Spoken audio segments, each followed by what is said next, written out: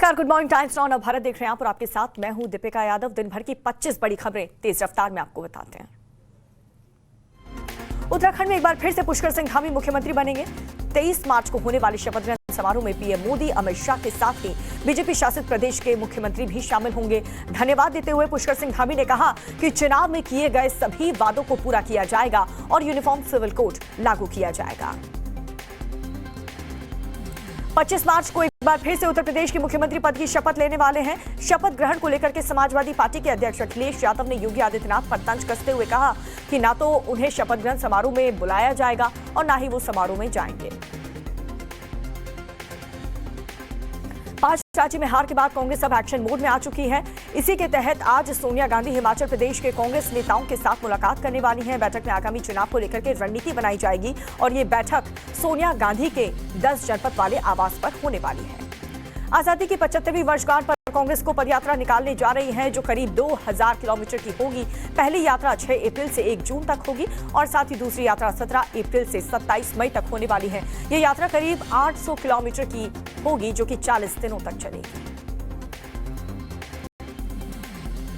कांग्रेस के वरिष्ठ नेता गुलाम नबी आजाद का पद्म भूषण अवार्ड से सम्मानित किया गया है। अवार्ड मिलने पर आजाद ने इशारों में कांग्रेस पर तंज कसते हुए कहा कि ये अच्छा है कि उनके काम को किसी ने तो पहचाना। देश किसी भी काम को पहचानता है तो उसे और भी ज्यादा अच्छा करने की इच्छा होती है। योग के लिए अपना जीवन समर्पित करने वाले स्वामी शिवानंद को पद्मश्री सम्मानित किया गया है। 126 साल के शिवानंद जैसे ही अवार्ड लेने के लिए पहुंचे तो पीएम मोदी के आगे घुटनों के बल बैठ करके उनका अभिवादन किया, जिसे देख करके पीएम ने भी झुक करके दोनों हाथ जोड़कर योग गुरु के सामने नतमस्तक हो गए। आज बिहार अपना 110वां स्थापना दिवस मना रहा है। 3 दिनों तक चलने वाले बिहार दिवस समारोह का उद्घाटन सीएम नीतीश कुमार करेंगे। गांधी मैदान पर होने वाले समारोह में पर्यटन स्थल और नदियों के बारे में बताया जाएगा और गांधी मैदान पर 500 ड्रोन से निगरानी भी रखी जाएगी। भोपाल में होर्डिंग में मध्य प्रदेश के सीएम शिवराज सिंह चौहान को बुलडोजर मामा बताया गया है। यह होर्डिंग बीजेपी विधायक रामेश्वर शर्मा ने लगवाई है। दरअसल प्रदेश की शिवराज सरकार अपराधी माफियाओं के खिलाफ कड़ी कार्रवाई करती है, जिसे लेकर के ये नाम दिया गया है। जम्मू कश्मीर में कल 1 घंटे में 2 जगह आतंकी हमले हुए हैं। बड़गाम में आतंकियों ने एक युवक को गोली मार करके, जिसके बाद युवक को अस्पताल ले जाया गया, वहां पर उसकी मौत हो गई। दिल्ली में एक दिल दहला देने वाली वारदात सामने आई है, जहां पर एक मां ने अपनी ही बेटी की 2 महीने की बेटी की गला घोंटकर हत्या कर दी है और इतना ही नहीं, हत्या के बाद से शव को ओवन में छिपा दिया। पुलिस ने जब घर की तलाशी ली तो छत पर रखे ओवन में शव बरामद हुआ। बिहार में जहरीली शराब से मौत पर जेडीयू विधायक गोपाल मंडल का बेतुका बयान सामने आया है। विधायक का कहना है कि अगर मौत होती है तो इससे जनसंख्या कम होगी और साथ ही ये भी कहा कि थानेदार चाहे तो एक बूंद शराब ना बिके, लेकिन ये सब कुछ थानेदार ही चलाते हैं। कोयला घोटाले मामले में आज टीएमसी सांसद अभिषेक बनर्जी की पत्नी रुचिरा बनर्जी से ईडी पूछताछ करने वाली थी, लेकिन वो ईडी के दफ्तर में पेश नहीं होंगी। अभिषेक ने जानकारी देते हुए ये भी बताया कि वो बच्चों की देखभाल की वजह से नहीं आ पाएंगी और ईमेल के जरिए जवाब देंगी। राजस्थान के अजमेर में एक बार फिर से दुष्कर्म का मामला सामने आया है, जहां पर एक युवती ने तांत्रिक पर रेप का आरोप लगाया और इतना ही नहीं, तांत्रिक पर 1 लाख रुपए ऐंठने का भी आरोप लगाया है। पुलिस ने शिकायत पर आरोपी को गिरफ्तार कर लिया। एमएलसी चुनाव को लेकर के बिहार में आचार संहिता लागू कर दी गई है, लेकिन मुजफ्फरपुर में आचार संहिता का उल्लंघन करने के आरोप में 4 लोगों को गिरफ्तार भी कर लिया गया है। सभी आरजेडी के एमएलसी प्रत्याशी के नामांकन में शामिल हुए थे। एसएसपी जयंत कांत ने बताया है कि बरामद हथियारों में 3 राइफल और 1 पिस्टल है। पश्चिम बंगाल के 24 परगना में बॉर्डर के पास एक तस्कर को गिरफ्तार कर लिया गया है और जिसके पास से 10 सोने की बिस्किट जब्त किए गए। पूछताछ में आरोपी ने बीएसएफ को बताया कि एक बांग्लादेशी ने उसे 10 सोने के बिस्किट नाम के शख्स को देने के लिए कहा गया था। मार्च महीने में ही गर्मी में रिकॉर्ड तोड़ना शुरू हो चुका है, जिसके बाद से बिजली की मांग बढ़ गई है। बढ़ती बिजली की मांग को देखते हुए यह अनुमान लगाया जा रहा है कि इस साल गर्मी में बिजली की अधिकतम मांग 8000 मेगावाट से ऊपर जा सकती है। पाकिस्तान में आज से 2 दिनों तक ओआईसी समिट होने वाला है, जिससे चीन में विदेश मंत्री वांग यी भी शामिल होंगे। पाकिस्तान के पीएम इमरान खान आज उद्घाटन सत्र में भी भाषण देंगे। ओआईसी के सदस्य देश और पर्यवेक्षक देशों के विदेश मंत्री और दूसरे अधिकारी विदेश मंत्री की परिषद में शामिल होंगे।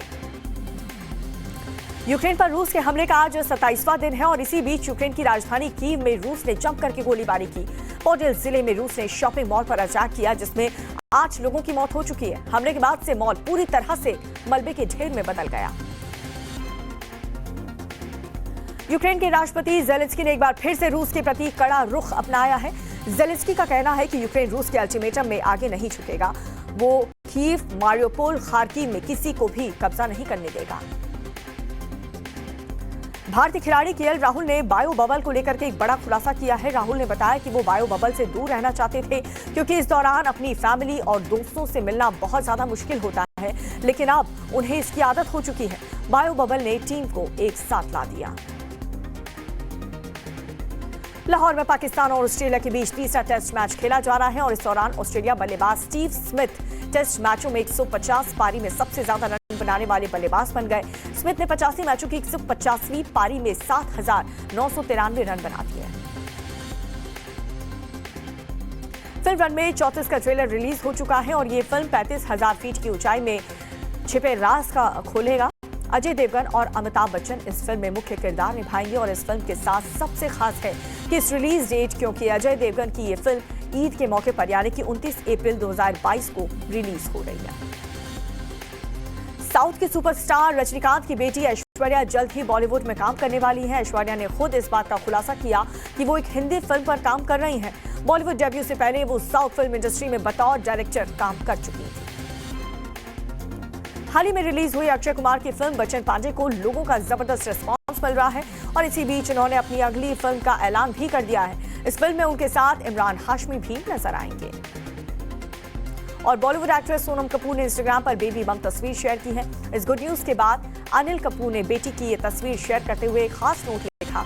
अनिल कपूर ने लिखा है कि अब वो सबसे ज्यादा एक्साइटिंग किरदार को निभाने के लिए पूरी तैयार है। तो 25 बड़ी खबरों के बाद कुछ अहम खबरें। राजधानी दिल्ली की एक खबर बता दें आपको, जहां पर 2 महीने की बच्चे की हत्या उसकी ही मां ने कर दी है। रूह कपा देने वाली यह घटना दिल्ली के मालवीय नगर की है, जहां पर वारदात को अंजाम देने का आरोप बच्ची की मां पर लगा है। आरोप है कि बच्ची की मां ने गला घोंटकर उसकी बेटी की हत्या कर दी और उसके शव को ओवन में छुपा दिया है ताकि किसी को पता ना चल सके। बताया ये जा रहा है कि मां को चाहत थी कि उसका एक और बेटा पैदा हो जाए, लेकिन बेटी पैदा होने के बाद वो काफी ज्यादा परेशान थी और इसी परेशानी ने एक मां को हैवानियत की सारी हदें पार करवा दी।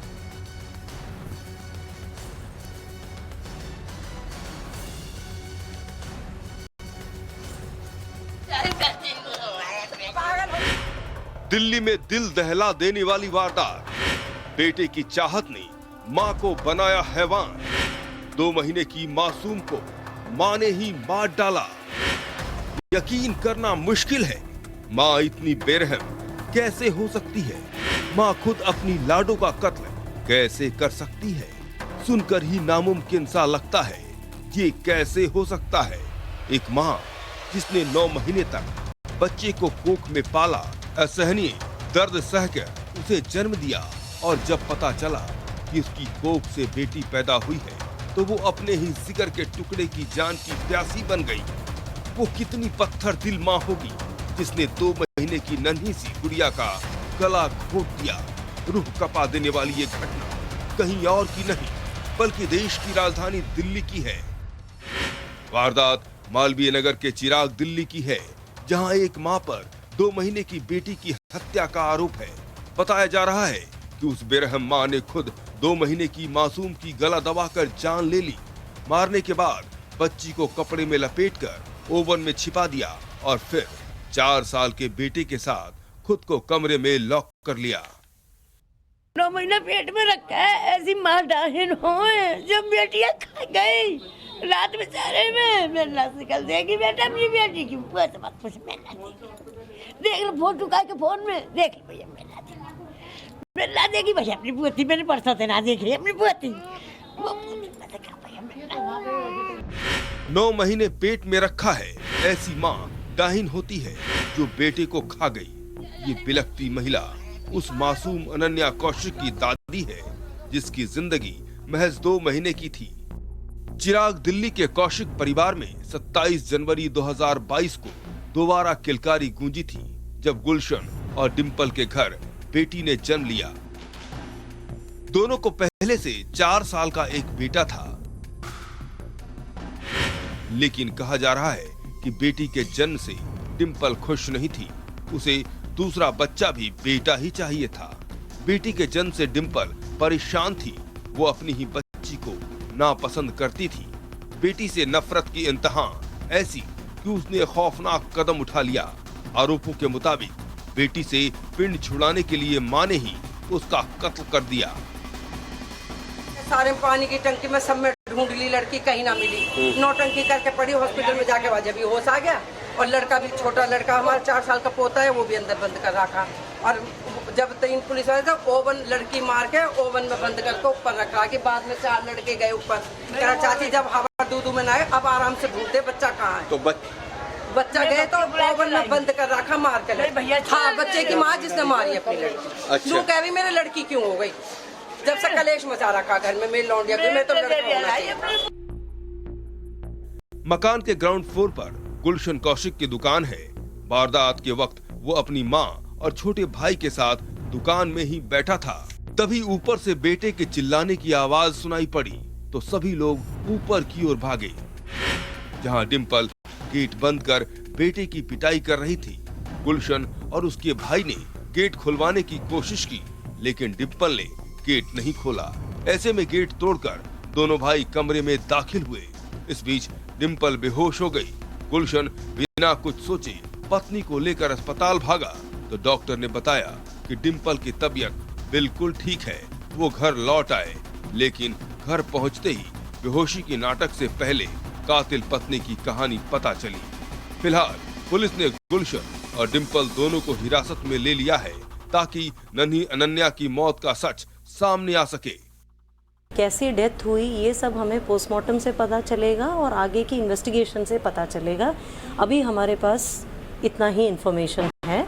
हमने घर वालों से भी बात करी है, आस पड़ोसी से भी बात करी है। अभी इंटरोगेशन चल रहा है। हम सभी लोगों को बात कर रहे हैं पता करने के लिए कि फैक्ट्स क्या है और क्या हुआ है, क्योंकि अभी सब बातें सुनी हुई बातें हैं। तो सभी लोगों से बात करके कन्फ्रंट करके फिर पता चलेगा कि एक्चुअली में हुआ क्या है।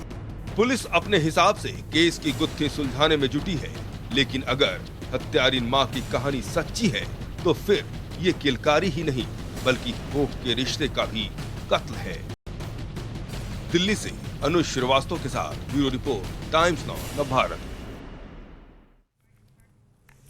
और राजस्थान के कोटा में फिल्म द कश्मीर फाइल्स की स्क्रीनिंग के दौरान धारा 144 लागू कर दी गई है और साथ ही किसी भी तरह के धरना प्रदर्शन और जुलूस निकालने पर भी पूरी तरह से पाबंदी लगा दी गई। जिला कलेक्टर और जिला मजिस्ट्रेट राजकुमार सिंह की ओर से जारी आदेश के मुताबिक कोटा में आज सुबह 6 बजे से धारा 144 लागू कर दी जाएगी, जो कि अगले महीने की 21 तारीख तक यानी कि 21 अप्रैल रात 12 बजे तक जारी रहेगी। कोटा में लगी पाबंदी को लेकर के राजस्थान की गहलोत सरकार अब विपक्ष के निशाने पर आ चुकी है। बीजेपी इस फैसले का विरोध कर रही है। तो देखिए, कोटा में धारा 144 लागू कर दी गई है। इस फिल्म को लेकर के किसी भी तरीके का प्रदर्शन ना हो, जुलूस ना निकाला जाए, इसी को लेकर के ये आदेश प्रशासन की तरफ से लिया गया है। फिल्म को लेकर के पाबंदी की जा रही है और साथ ही फैसले पर बीजेपी विरोध कर रही है कि आखिर ऐसा फैसला राजस्थान सरकार और प्रशासन की तरफ से क्यों लिया गया।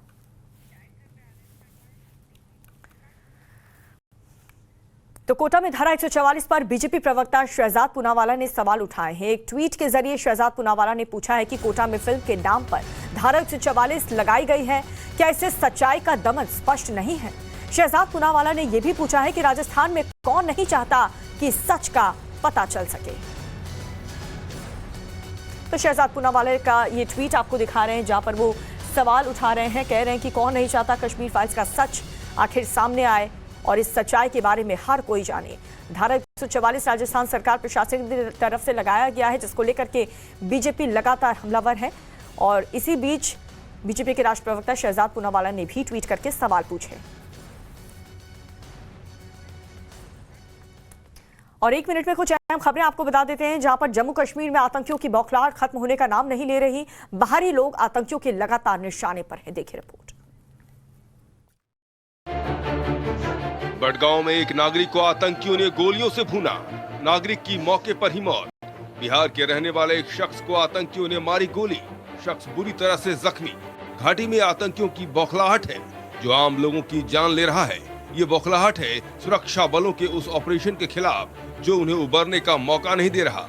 पुलवामा में बिहार के रहने वाले एक शख्स पर फायरिंग के बाद वो बुरी तरह से जख्मी है, जिसके बाद उसे गंभीर हालत में भर्ती कराया गया है। इससे पहले रविवार को आतंकियों ने यूपी के रहने वाले एक युवक को गोली मारकर जख्मी कर दिया था।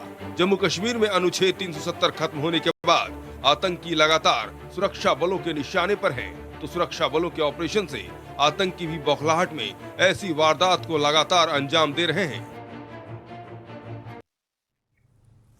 और हार कर भी जीत गए हैं पुष्कर सिंह धामी। अब उत्तराखंड में सीएम पद की शपथ लेंगे। समारोह में प्रधानमंत्री मोदी और गृहमंत्री अमित शाह भी शामिल होने वाले हैं। केंद्रीय मंत्रियों की मौजूदगी में युवा पुष्कर सिंह धामी को उत्तराखंड में बीजेपी के विधायक दल का नेता चुन लिया गया है। इसके साथ ही ये साफ हो गया है कि पुष्कर सिंह धामी लगातार दूसरी बार उत्तराखंड के मुख्यमंत्री बनेंगे। कल शपथ ग्रहण समारोह है और इसके लिए तैयारियां जोरों पर है। प्रधानमंत्री मोदी और केंद्रीय गृह मंत्री अमित शाह भी समारोह में हिस्सा ले रहे हैं। आपको बता दें कि खटीमा विधानसभा सीट से पुष्कर सिंह धामी चुनाव हार गए थे। बावजूद इसके केंद्रीय नेतृत्व ने उन पर भरोसा जताया और उन्हें विधायक दल का नेता चुना गया। रक्षा मंत्री राजनाथ सिंह और विदेश राज्य मंत्री मीनाक्षी लेखी ने पुष्कर सिंह धामी को विधायक दल का नेता चुने जाने पर बधाई दी। उत्तराखंड के पर्यवेक्षक बनाए गए राजनाथ सिंह ने कहा कि उन्हें पूरा विश्वास है कि पुष्कर सिंह धामी के नेतृत्व में उत्तराखंड का विकास होगा। उन्होंने अपने 6 महीने के छोटे से कार्यकाल में अपनी क्षमता साबित की है। ये पहला मौका है जब उत्तराखंड में किसी पार्टी की दोबारा सरकार बनी है। और चुनाव के दौरान लगातार बड़ी जीत का दावा करने वाले अखिलेश यादव तो हार चुके हैं, लेकिन वो अपनी हार को पचा नहीं पा रहे हैं और इसीलिए इस तरीके के बयान दे रहे हैं जिससे साफ तौर पर उनकी असंतुष्टि नजर आ रही है। अब योगी सरकार 2.0 के शपथ से पहले तंज कसने से भी बाज नहीं आ रहे अखिलेश। सुनिए। 25 मार्च यानी वो दिन जब दोबारा उत्तर प्रदेश में योगी आदित्यनाथ सरकार की बागडोर संभालेंगे। वो दिन जब एक बार फिर बुलडोजर बाबा अपने बुलडोजर से सूबे के आतताइयों और बदमाशों को छठी का दूध याद दिलाएंगे। उत्तर प्रदेश में प्रचंड जीत के बाद बीजेपी ने ये इतिहास रचा है जब कोई मुख्यमंत्री दोबारा रिपीट किया जा रहा है। लेकिन बीजेपी की प्रचंड जीत को समाजवादी पार्टी के नेता अखिलेश यादव पचा नहीं पा रहे और बीजेपी पर तंज कसते नजर आ रहे हैं। पत्रकारों से बातचीत में अखिलेश यादव ने शपथ ग्रहण समारोह को लेकर योगी पर तंज कसा। अखिलेश ने कहा, न मुझे बुलाया जाएगा न ही मैं जाऊंगा। अखिलेश ने कहा, सरकार को मेरा एक ही सुझाव है कि वो अब उत्तर प्रदेश के लोगों से झूठ न बोले। अखिलेश यादव अपने संसदीय क्षेत्र आजमगढ़ में पत्रकारों से बात कर रहे थे। आपको बता दें कि योगी के शपथ समारोह को भव्य बनाने की तैयारियां की जा रही है। समारोह में 200 से ज्यादा वीवीआईपी के अलावा हजारों लोगों को बुलाया जाना है। 40 पैसे प्रति लीटर हो चुकी है। तो देखिए, इससे पहले भी पेट्रोल डीजल के दाम में इजाफा हुआ था, लेकिन उसके बाद कटौती की गई थी। लेकिन अब एक बार फिर से पेट्रोल डीजल के दाम में इजाफा कर दिया गया है।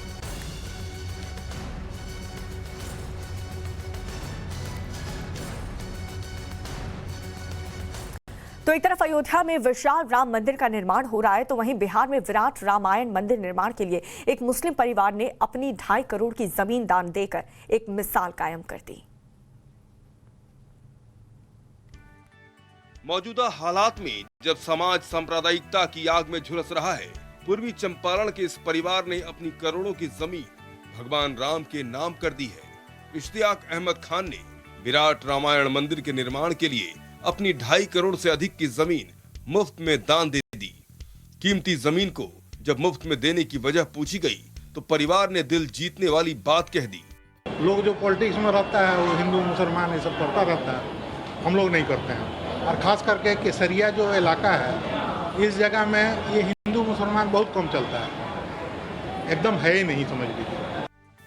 आपको बता दें कि पटना महावीर मंदिर न्यास समिति की ओर से बिहार के पूर्वी चंपारण के कैथवलिया में विश्व का सबसे ऊंचा विराट रामायण मंदिर बनवाया जा रहा है, जिसके लिए मुस्लिम परिवार ने जमीन दान में दी है। और बिहार में शराबबंदी धीरे धीरे एक मजाक बनकर रह गया है, क्योंकि शराबबंदी वाले सूबे में रोज शराब पकड़े जा रहे हैं, तो जहरीली शराब से लगातार लोगों की मौत भी हो रही है। बिहार के नीतीश सरकार की एक ऐसी शराबबंदी कि शराब धड़ल्ले से बिक रही है। नीतीश सरकार की ये कैसी शराबबंदी कि जहरीली शराब पीने से मौत का सिलसिला थमने का नाम नहीं ले रहा। बिहार में शराबबंदी का माहौल एक बार फिर उड़ रहा है। एक बार फिर नीतीश कुमार निशाने पर हैं। बिहार के अलग अलग जिलों में जहरीली शराब से मौत की खबर है। जहरीली शराब पीने से करीब 37 लोगों की मौत हो चुकी है। हालांकि पुलिस इस बात की पुष्टि नहीं कर रही, लेकिन भागलपुर, बांका और मधेपुरा में कई लोगों की जान जाने की खबर है। स्थानीय लोगों के मुताबिक मौत की असली वजह जहरीली शराब बताई जा रही है। अब सवाल उठता है कि बिहार सरकार की ओर से लगाए गए ड्रोन, हेलीकॉप्टर, सर्विलांस का क्या हुआ? आखिर इतने इंतजाम के बाद भी शराब कैसे बनाई और बेची जा रही है? नीतीश सरकार विपक्ष के निशाने पर है, जो लगातार ये आरोप लगा रहे हैं कि प्रशासन चाहे तो शराब की एक बूंद न बिके, लेकिन सब प्रशासन के इशारे पर हो रहा है।